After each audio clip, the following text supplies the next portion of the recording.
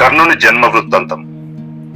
యాదవ కులాధిపతి శూరమహారాజు అతని పెద్ద కూతురు పృథాదేవి. శ్రీకృష్ణుని తండ్రి వసుదేవుడు, పృథాదేవికి సోదరుడు కూడా. కుంతిభోజుడు శూరుని మేనత్త కొడుకు. అతనికి సంతానం లేదు.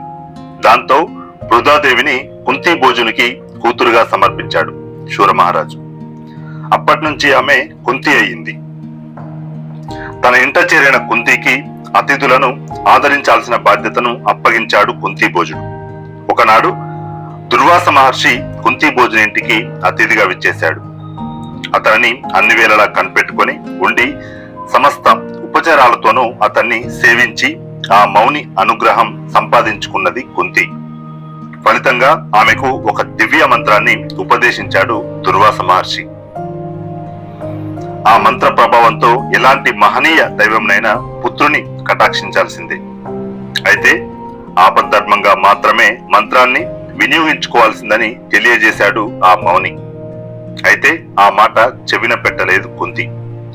మంత్ర ప్రభావాన్ని, ఫలితాన్ని తెలుసుకోగోరి ఒకనాడు కుంతి సూర్యోదయానికి పూర్వమే గంగా తీరానికి చేరుకుంది. అక్కడ అభ్యంగన స్నానమాచరించి తొలితగా దుర్వాస మహర్షి తనకు అనుగ్రహించిన మంత్రం జపించింది. తర్వాత లోక బాంధవుడైన సూర్యునికి ఆర్ఘ్యం సమర్పించింది.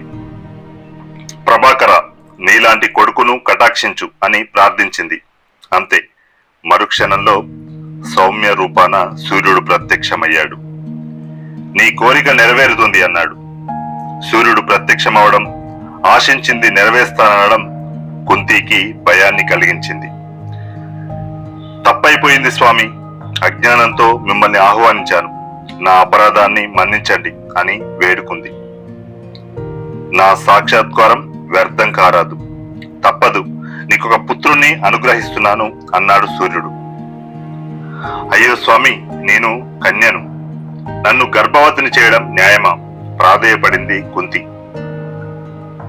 సద్యోగర్భం అనుగ్రహిస్తున్నాను, ఆ గర్భంతోనే నువ్వు తల్లివవుతావు. పైగా ఈ చర్యలేవి నీ కన్యత్వానికి భంగం కలిగించవు అన్నాడు సూర్యుడు. పుత్రుని అనుగ్రహించాడు. పుత్రుడు ముద్దులు మూటగట్టుకున్నట్టున్నాడు.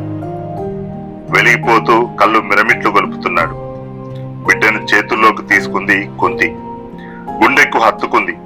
ప్రేమగా వాడి ఒళ్ళంతా నిమిరి, అంతలోనే వీడితో అంతఃపురానికి ఎలా పోగలను, అలాగే ఈ చిన్నారిని కాదనుకొని మాత్రం ఒంటరిగా అంతఃపురానికి ఎలా పోగలను అనుకొని దుఃఖించసాగింది.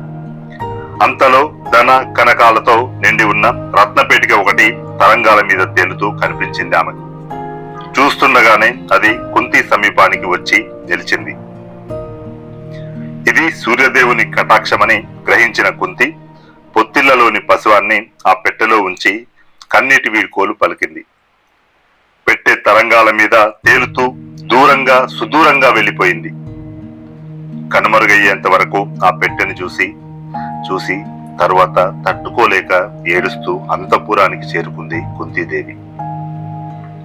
రత్నపేటిక నదీ తరంగాల మీద తేలియాడి ప్రయాణించి తీరానికి స్నానార్థమై వచ్చిన ఓ సూతిని చేతికి చిక్కింది.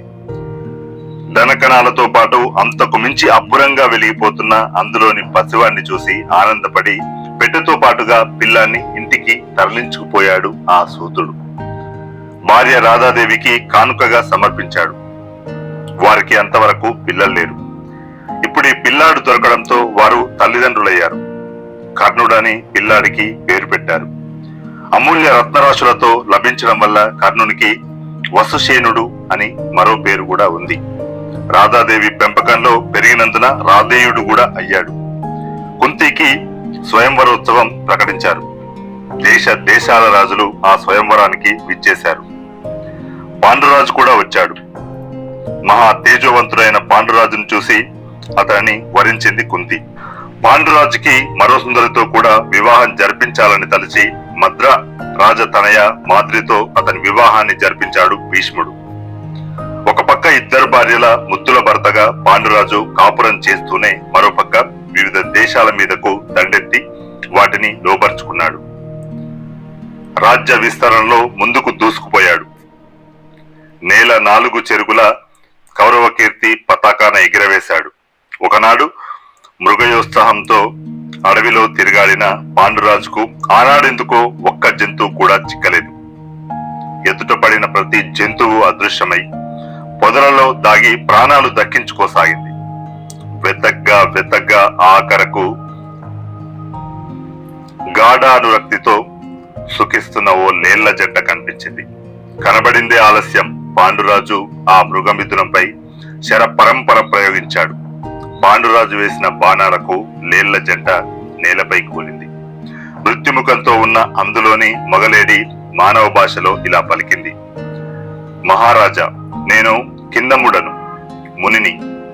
జంతుమిథునం ఎడతెగని మైకాన్ని కలిగిస్తుందని గ్రహించి నేను, నా ప్రాణేశ్వరి ఇలా లేళ్ల రూపం ధరించి రమించి ఆనందిస్తుంటే మా ప్రాణాలు హరించావు. ఈ పాపానికి గాను నీ భార్యతో సుఖిస్తున్న తరుణంలో నువ్వు కూడా ఇదే విధంగా ప్రాణాలు కోల్పోతావు. అమితానందం, తీవ్ర దుఃఖం కాగలదు. ఇది నా శాపం అని ప్రాణాలు విడిచింది ఆ లేడీ. జరిగిన దానికి చింతించాడు పాండురాజు. ఈ క్షణం నుంచి సర్వసంగ పరిత్యాగం చేసి తపోనిష్టలో కాలం గడుపుతాను, ఇందుకు తిరుగులేదు అనుకున్నాడు. అదే మాటను భార్యలిరువురికి తెలిపి అందుకు కారణమైన కిందముని శాపాన్ని కూడా వివరించాడు పాండురాజు. ఆ మాటలు విన్న కుంతి, మాద్రి ఏకకంఠంతో ఇలా పలికారు: మేము కూడా మీతో పాటే తపోనిష్టలో ప్రవేశిస్తాం. మా నిర్ణయం మీ నిశ్చయానికి అవరోధం కలిగించదు, కరుణించండి అని వేడుకున్నాడు. కాదని తిరస్కరిస్తే మేమిప్పుడే ప్రాణాలు తీసుకుంటాం అన్నారు భార్యలు. భార్యల మనోగతం, మనోనిశ్చయం గుర్తించి అందుకు అంగీకరించాడు పాండురాజు. ముగ్గురు నారా దుస్తులు ధరించి వాన ప్రస్థాశ్రయం స్వీకరించారు. కందమూలాలు, ఫలాలను స్వీకరించసాగారు. ఆపై తమ ఆశ్రమ స్వీకార వృత్తాంతాన్ని భీష్మాది పురువృద్ధులు అందరికీ తెలియజేశారు. అది విన్న హస్తినాపుర ప్రముఖులు విషాదంలో మునిగిపోయారు.